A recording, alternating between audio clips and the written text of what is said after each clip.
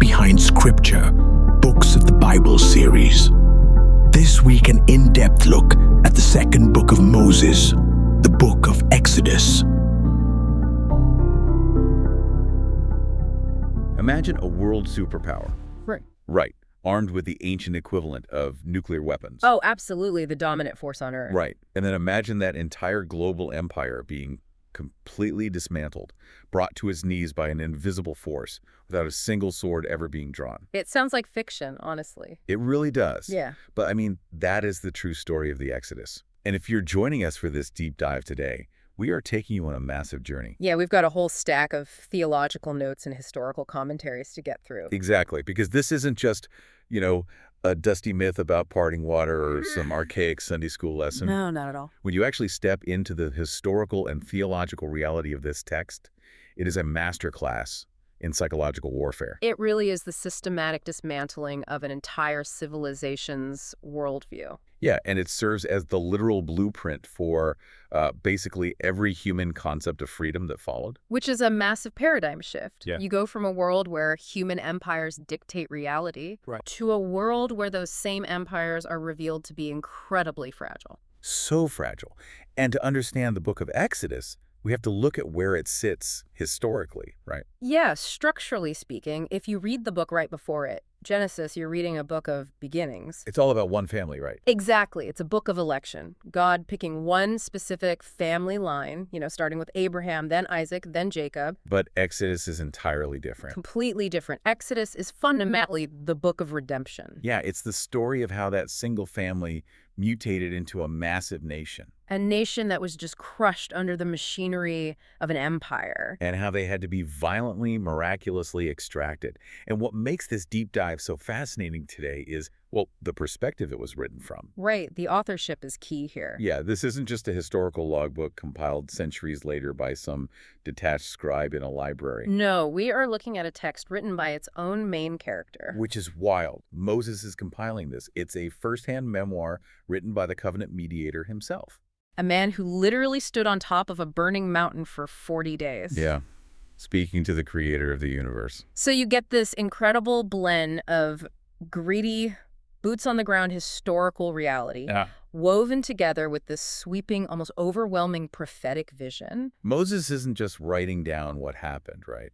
He is constantly embedding these profound symbols and typologies. He's writing a physical history that maps out a spiritual reality.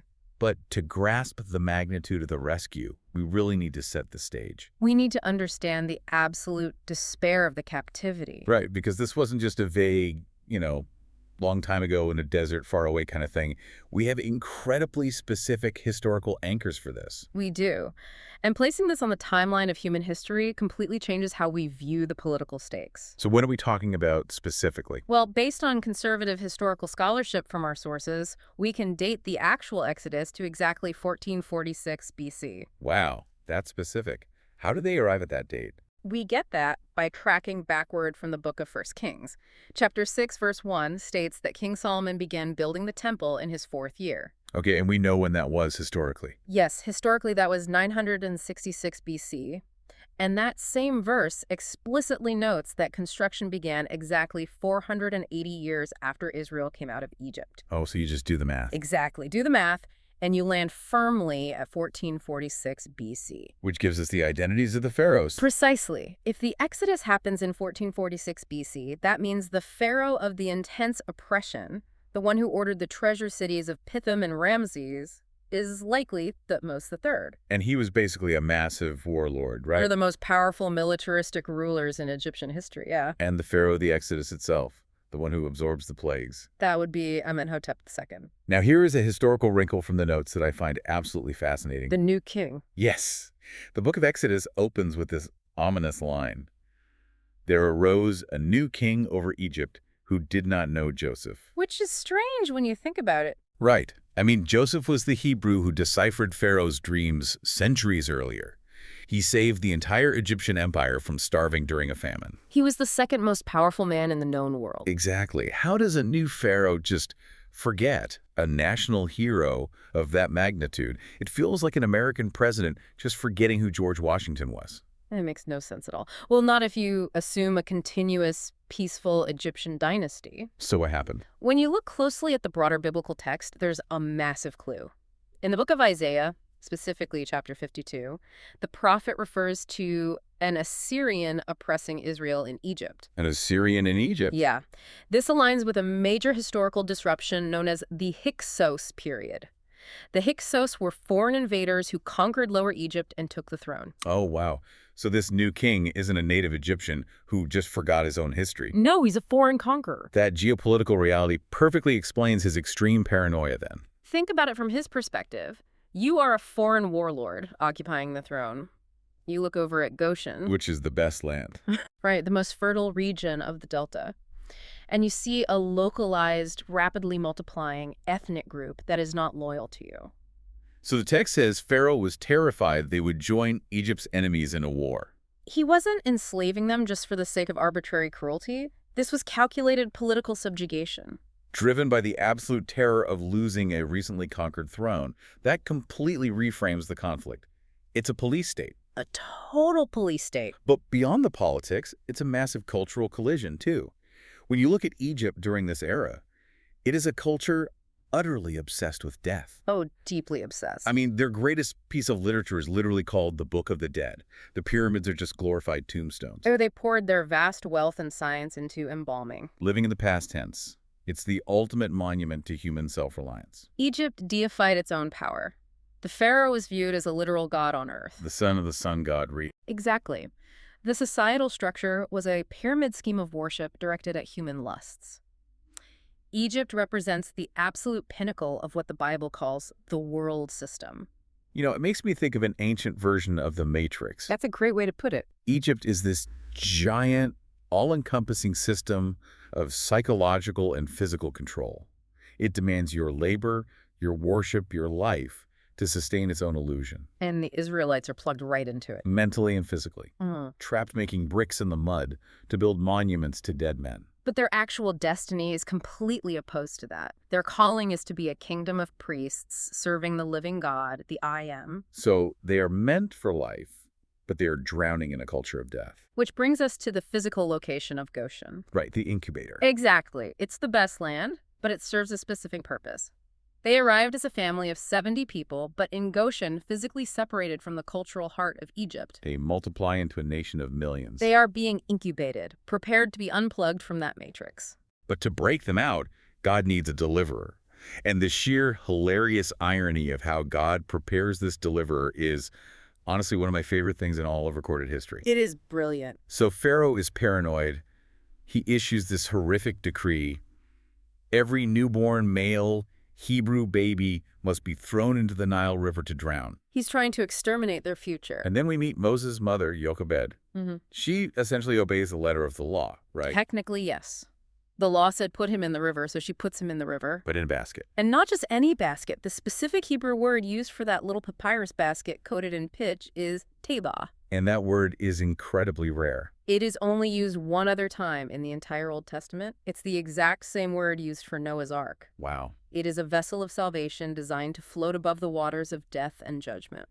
So this tiny ark floats down the river, and by sheer divine providence, it lands in the private bathing area of Pharaoh's own daughter. The irony is just staggering. It really is. Yeah. Pharaoh is bankrupting his state resources, trying to exterminate the Hebrew population. He is obsessed with control. And his own daughter adopts the very Hebrew child destined to destroy his empire. So Pharaoh ends up providing Moses with free room and board, royal protection, and an unparalleled education. Moses learns their military strategy, their politics, their psychology. The devil is literally footing the bill to train his own destroyer right under his own roof. You couldn't invent a more subversive plot, but the making of a deliverer is not a fast process. No, it takes a lifetime. It takes a lifetime of breaking down the ego. When you track Moses' life, it divides perfectly into this fascinating timeline. 3 acts, each exactly 40 years long, the 40-40-40 timeline. Break that down for us because the psychological shifts in Moses are just staggering. So Act 1 is his 40 years in the royal palace. He grows up with absolute power and prestige. But he knows he's a Hebrew. Right. He sees his people suffering. And at age 40, he decides he is going to be the deliverer. But he tries to do it his own way. He uses Egyptian methods. He acts in the flesh. He sees a taskmaster beating a Hebrew, so Moses murders the Egyptian and hides the body in the sand. He probably thinks his brethren will recognize him as a hero. But they don't. They immediately turn on him. They say, "Who made you a prince and a judge over us?" It's to total rejection. Because flesh cannot deliver flesh. Moses has all the right intentions, but entirely the wrong methodology. And when Pharaoh finds out, Moses has to run. Which ushers in Act 2. He flees to the wilderness of Midian, and he sits there for 40 years. Talk about a psychological crash. It must have been brutal. You go from being the prince of the most advanced civilization on earth to being a forgotten fugitive, staring at the back end of a flock of sheep in a barren desert. For 4 decades, the silence must have been deafening. It was an absolute breaking of his ego. Completely. He had to unlearn his Egyptian self-reliance. In Egypt, he thought he was somebody. In Midian, he learned he was a nobody. God had to completely empty him of his own strength. Before he could fill him with divine purpose. And that humbling prepares him for Act 3, the 40 years of actual ministry. Now, as we look at the sweep of Moses' life from our source notes, it's impossible to ignore how he functions as this massive prophetic shadow. He is the ultimate biblical type or foreshadowing of Jesus Christ. If you lay their lives side by side, the parallels are almost unbelievable. Structurally, they are identical in their redemptive roles. Both had their infancy endangered by a paranoid king. Pharaoh drowning the boys, and Herod slaughtering the innocents in Bethlehem. Exactly. And both explicitly rejected the political kingdoms of this world. Moses walked away from the throne of Egypt, and Jesus rejected Satan's offer of the kingdoms of the world and the wilderness. Both were sent to deliver their people from bondage. Moses from physical slavery, Christ from the spiritual slavery of sin and death. Both served as the sole mediators of a new covenant. Moses on Mount Sinai, Christ on Mount Calvary. And perhaps the most poignant parallel, they were both initially rejected by their own brethren. Right. Moses tried to help and was pushed away. Jesus came to his own, and his own received him not. The rejection was a necessary step to pave the way for the ultimate deliverance. So we find Moses at the end of Act 2. He is 80 years old, an obscure shepherd. And one day, near Mount Horeb, which is Sinai, he sees something impossible. A bush on fire that isn't turning to ash. The burning bush, one of the most famous scenes in human history. But this isn't just a neat magic trick. The imagery woven into this moment is incredibly dense. Right, why a bush?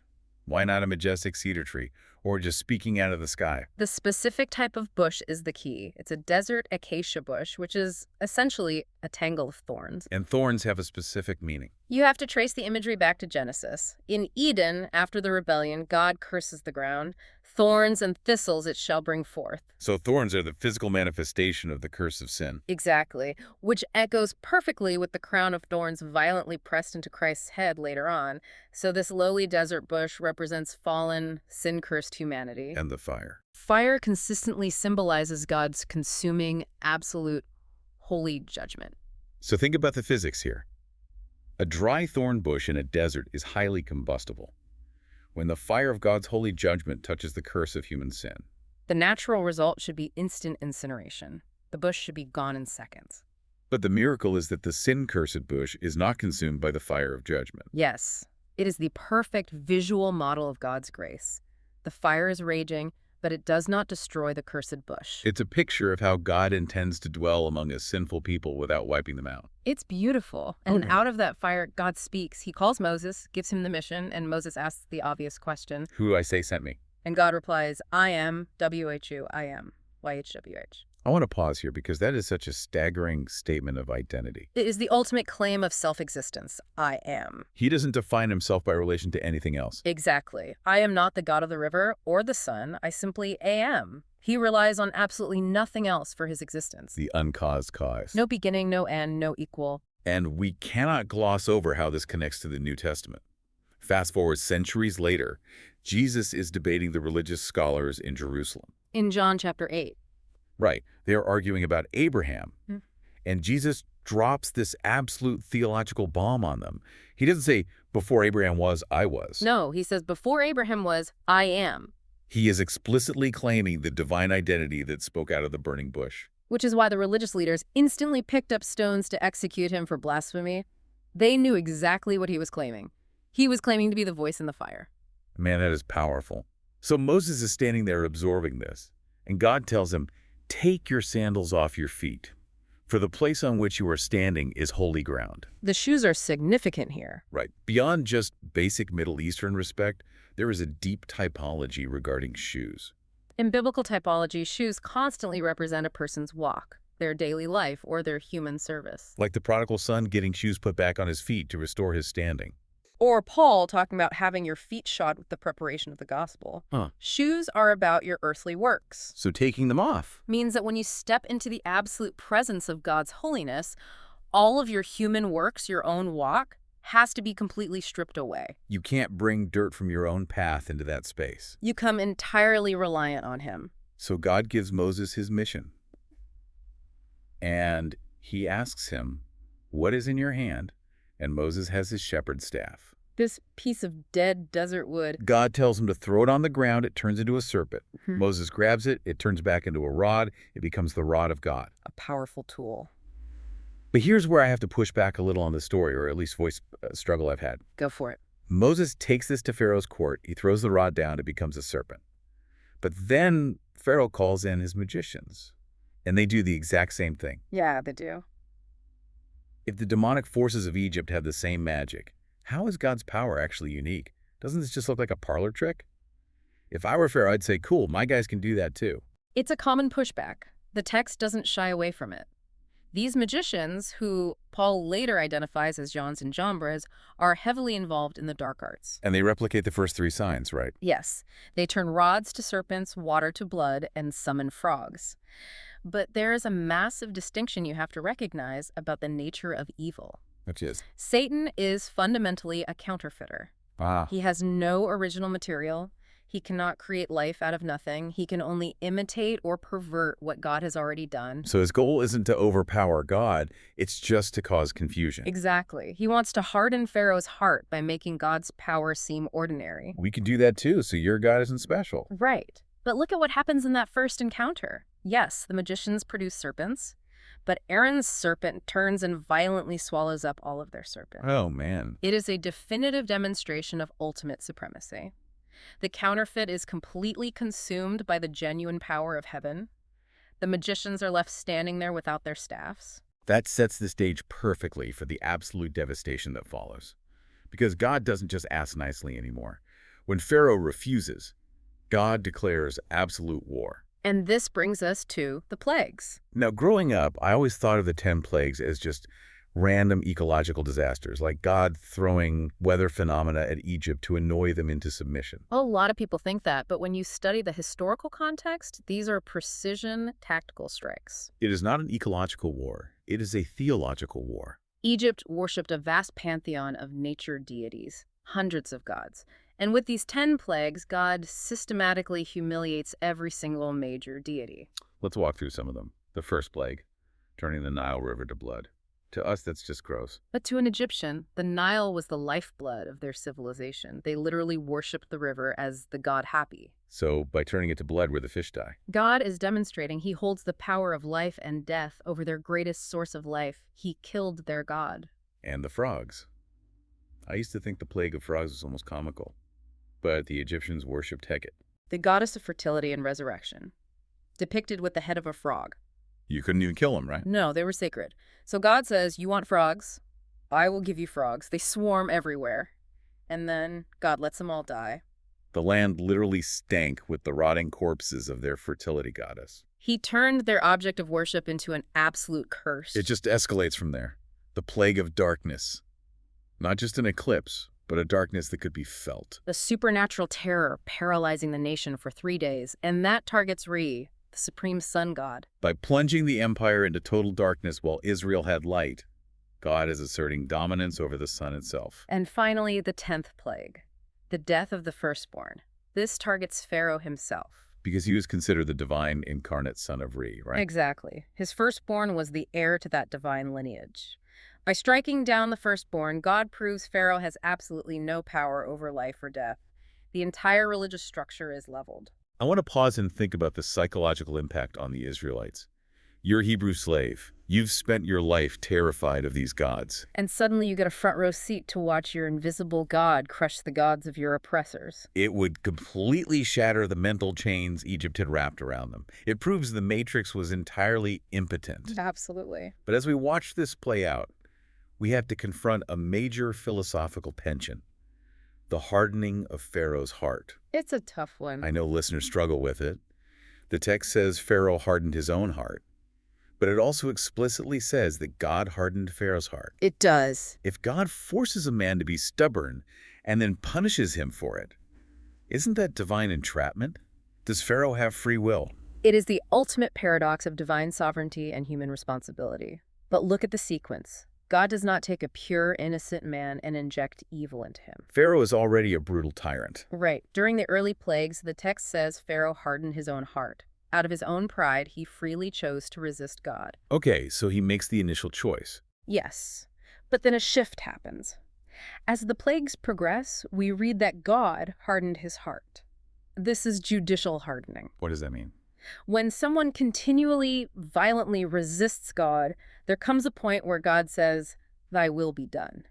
He withdraws his restraining grace and solidifies the person in their chosen rebellion. So it's like Pharaoh is driving a car toward a cliff of his own free will, and God eventually reaches over and locks the steering wheel in place. That is a brilliant analogy. God leaned into Pharaoh's pride to draw out the conflict and fully judge the pantheon of Egypt.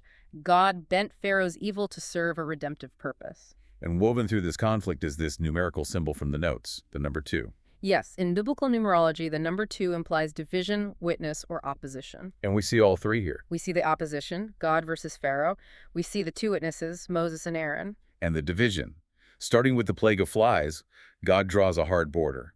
The swarms devastate Egypt, but stop precisely at Goshen. God is making a physical distinction between his people and the world. Which brings us to the climax. The 10th plague, the Passover.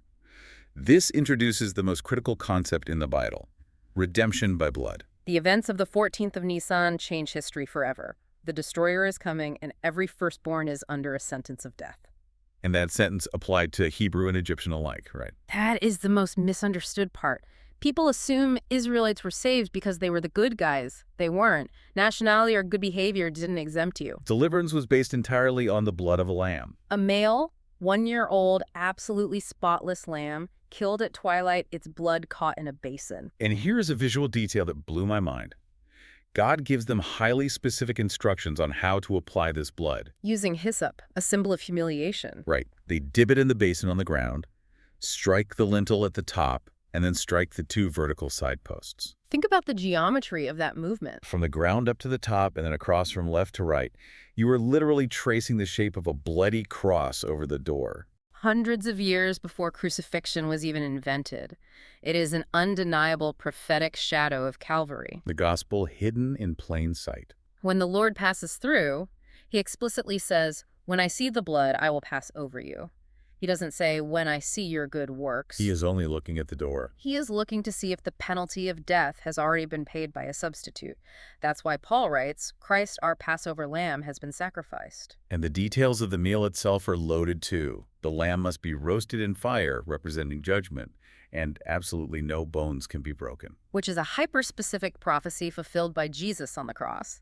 The Romans came to break the legs of the victims, but Jesus was already dead. So they didn't break his legs. And John explicitly writes that this happened to fulfill the Exodus scripture. The precision is staggering. Now, God also commands them to eat with unleavened bread. Why no yeast? Leaven, or yeast, is almost universally a picture of sin and corruption. It puffs up the dough, just like sin puffs up the human heart with pride.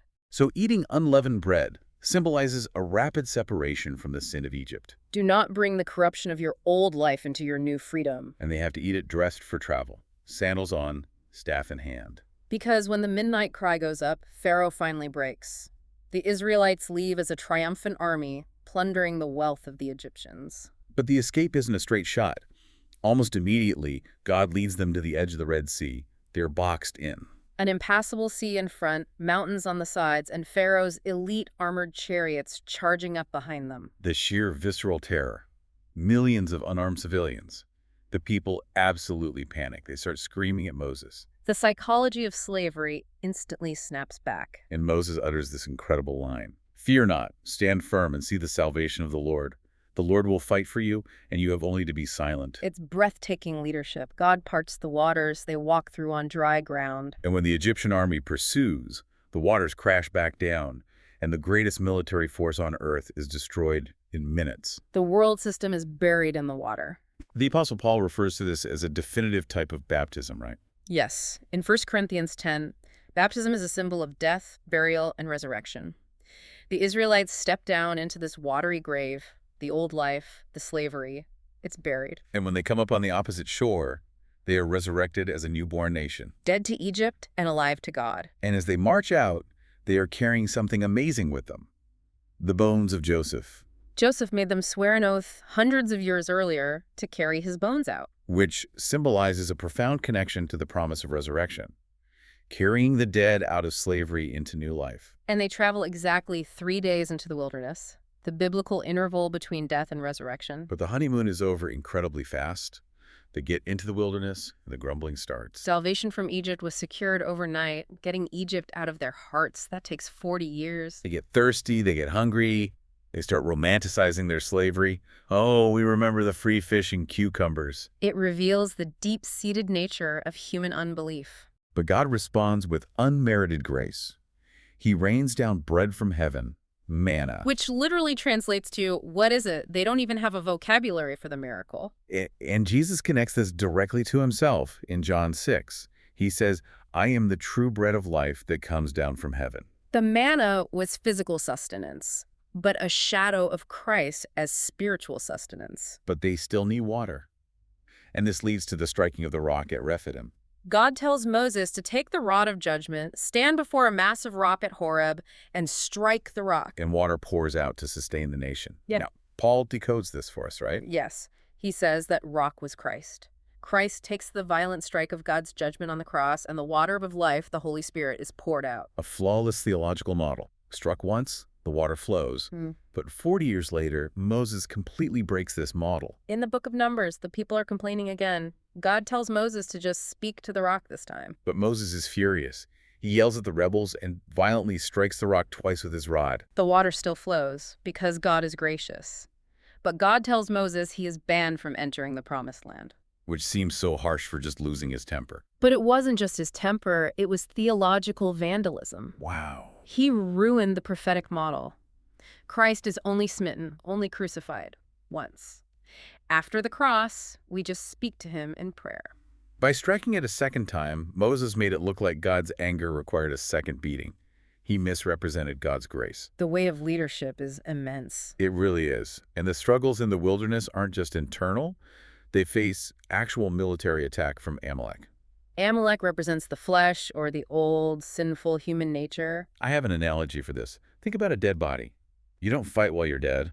While Israel was spiritually dead in Egypt, they didn't fight battles. They were just subjugated. But the moment you are freed and pass through baptism, the internal war begins. Amalek attacks. And he attacks the weak stragglers from behind. Which is exactly how the flesh operates. It attacks your vulnerabilities when you are exhausted. So Joshua fights in the valley, but the real battle is on the hilltop. Moses stands there with his hands raised in intercession. When his hands are up, Israel wins. When he lowers them from exhaustion, Amalek wins. A physical demonstration of a spiritual reality. It requires Aaron and Hur to hold his arms up until sunset. It shows that victory over the flesh requires the continuous intercession of the Spirit, supported by a community. Amazing.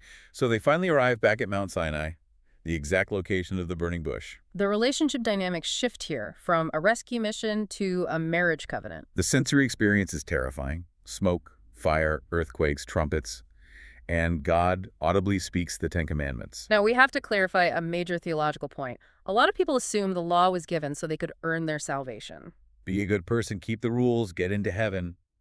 But that's completely backwards. Entirely backwards. God had already saved them. He redeemed them with blood and brought them through the sea purely by grace. The law was given to a people who were already redeemed. So what's the point of the rules? It reveals God's perfect holiness, and it reveals human inability to meet it. The law is like an MRI machine. Oh, I love that analogy. An MRI perfectly scans your body and shows you the cancer, but it cannot cure the cancer. It only diagnoses it. Exactly. The law is a mirror. It shows you the dirt, but it cannot wash you. It crushes our self-righteousness, so we realize we desperately need a savior. And nothing proves their inability to keep the law faster than the golden calf incident. Moses is on the mountain for 40 days getting the blueprints. And at the bottom of the mountain, they completely regress. The psychological whiplash is stunning. They just heard the voice of God say, "No carved images," and weeks later they are demanding Aaron make them gods. Aaron caves, melts down the Egyptian gold earrings God blessed them with, and molds a calf. The camp devolves into pagan revelry. God sees this and offers to wipe them out and start over with Moses. But Moses steps into the breach. He refuses personal elevation and intercedes based on God's own covenant promises. He even says, "If you won't forgive them, please blot me out of your book." He literally offers his own soul for theirs.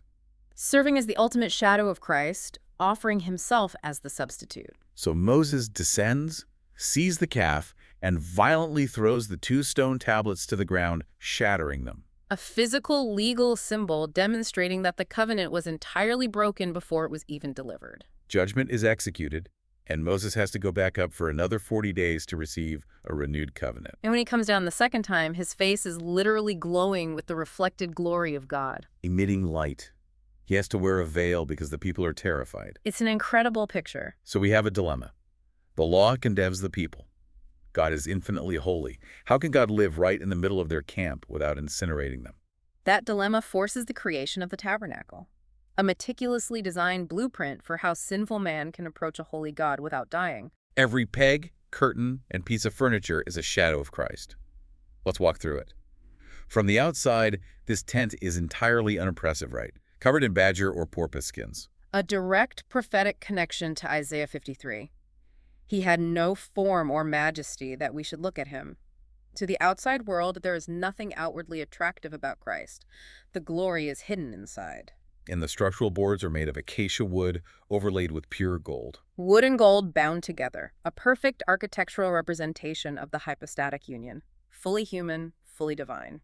But the foundation's what got me. These boards rest in massive sockets of solid silver. Where did they get all that silver? Every Israelite male had to pay a half shekel of silver as a ransom for his soul. So silver is the metal of redemption. Yes. The very foundation of fellowship with God literally rests on blood redemption. Let's walk inside the courtyard. The first thing blocking our path is the brazen altar. Bronze symbolizes judgment. This is where animal sacrifices are burned. You cannot bypass the blood. The first step is always the cross. Right past that is the bronze laver, a wash basin made from the bronze mirrors of the women. A profound metaphor. Mirrors show your flaws. The laver represents the washing of the Word of God, revealing the dirt you pick up in your daily walk, cleansing you before you serve. So we pull back the first curtain and step inside the holy place. Dead silent. The only light comes from the golden menorah. Beaten out of one solid block of pure gold, representing Christ as the light of the world beaten for us, and it burns with olive oil, a symbol of the Holy Spirit. Across from it is the Table of Showbread, pierced bread baked with frankincense. Christ as our sustenance, the bread of life. Moving straight forward, before the final veil, is the golden altar of incense. No animals are slaughtered here, just sweet incense burning continuously, representing the intercessory prayers of Christ and the saints ascending to God. And then the veil itself, a massive, thick curtain woven with cherubim, the absolute barrier. Hebrews tells us the veil represents the physical flesh of Jesus Christ, When Christ was crucified, the veil in the temple was torn in two from top to bottom. signifying the barrier between God and man was permanently removed. But inside that innermost room, the Holy of Holies, sits the Ark of the Covenant, containing the broken law. The standard that condemns every human. And covering the ark is the solid gold mercy seat with 2 cherubim. When God looks down, he sees the law demanding death. But on the Day of Atonement, the high priest sprinkles blood right on top of the mercy seat. Between the gaze of God and the condemning law. When God looks down, he sees the blood of the substitute. Justice is satisfied. Mercy covers judgment. The entire gospel encoded into ancient furniture 1,500 years before Jesus. Breathtaking. And looking at the macro view, the notes show how this entire Exodus story maps onto the book of Revelation. It is a rehearsal for the end of the world. The plagues of Egypt directly mirror the trumpet and bowl judgments in Revelation. Water to blood, darkness, frogs, hailstones. The fiery furnace of Egypt foreshadows the tribulation. Moses and Aaron foreshadow the two witnesses in Revelation 11. It's a fractal, the historical rehearsal for the ultimate redemption of the whole earth from Satan.